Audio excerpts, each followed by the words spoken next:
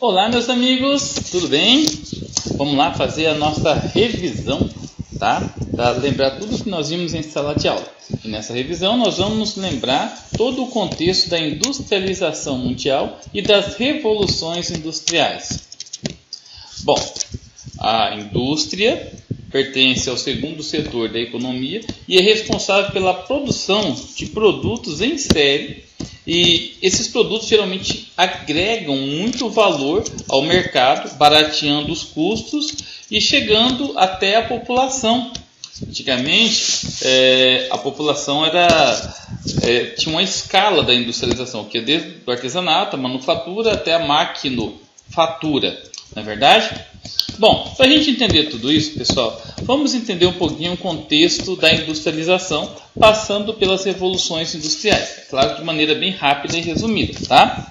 Vamos começar com a primeira revolução industrial. Onde que aconteceu? Londres, na Inglaterra, século XVIII. Né? O principal meio de combustível era o carvão mineral.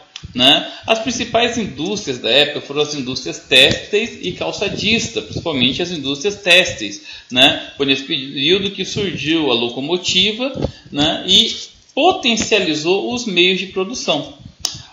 Um contexto muito importante que a gente discutiu bastante já em sala de aula, né, foi sobre a questão da urbanização de Londres, que gerou vários problemas, né, formação de cortiços, problemas relacionados à urbanização desenfreada, né, no momento da população não havia um planejamento para receber essas pessoas, mas isso aí é um outro contexto que a gente vai tratar mais para frente, tá bom?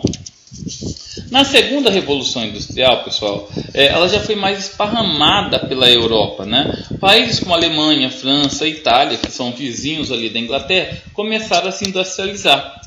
Na América, os Estados Unidos começou a se industrializar e o Japão, na Ásia, também se industrializou. E tudo isso foi durante o século XIX, meados do século XIX. Outra característica da segunda revolução industrial é que houve uma migração do carvão mineral para o petróleo como principal fonte de recurso energético. As indústrias automotivas começaram a aparecer durante a segunda revolução industrial. Só que as indústrias automotivas têm uma outra característica também importante, né? Foram através das indústrias automotivas que surgiram os modos de produção industrial que são maciçamente estudados dentro da geografia. O Taylorismo, o Fordismo, ele começou esse modo de produção industrial, esses modos em série, o caso do Fordismo, ou de fiscalizado com aumento de produção, o Taylorismo, foi durante a segunda revolução industrial. O Toyotismo, né, já surgiu na terceira revolução industrial. Bom, vamos falar agora da terceira revolução industrial. Primeira grande característica dela, ela foi globalizada. Então aconteceu praticamente em todos os países do mundo. Meados do século XX, a partir da década de 1950, mas a sua verdadeira potencialização foi a partir da década de 1970, com destaque inclusive para as influências do Japão nos modos de produção, entrando aí o 5S japonês, aqui no Brasil foi chamado, né, de de-olho, né, ou qualidade total na industrialização, o próprio toyotismo, não é verdade?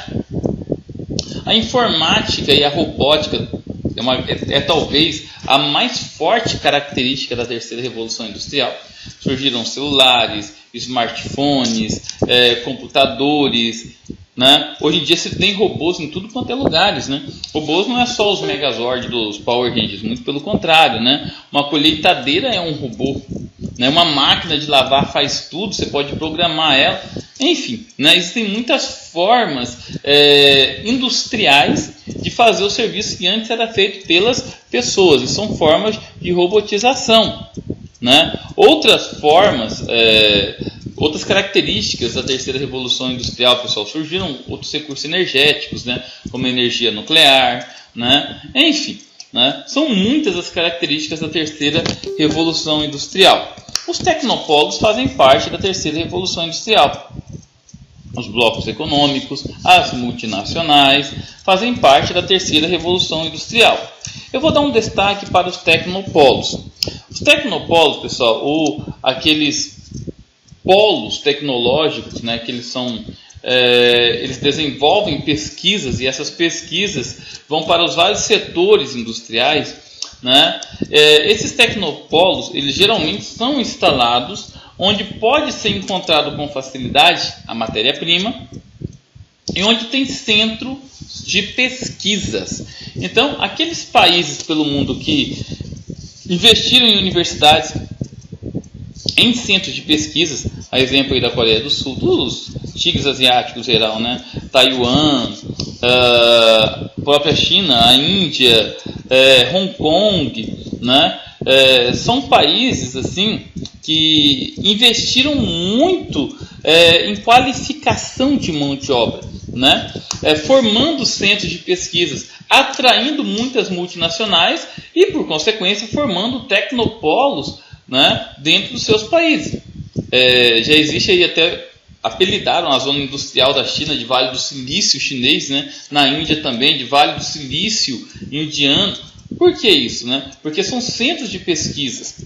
Outra coisa interessante sobre esses países, que lá também tem um mercado consumidor muito abrangente, né? Não tem só pessoas inteligentes que pesquisam muito ou matéria-prima, né? Não é só isso. Lá também tem muitas pessoas que acabam consumindo boa parte dos produtos. Pessoal, é isso. Espero que vocês tenham curtido, né? Tenham lembrado de tudo que nós estudamos. Valeu, né? Fiquem com Deus e até a próxima, ok?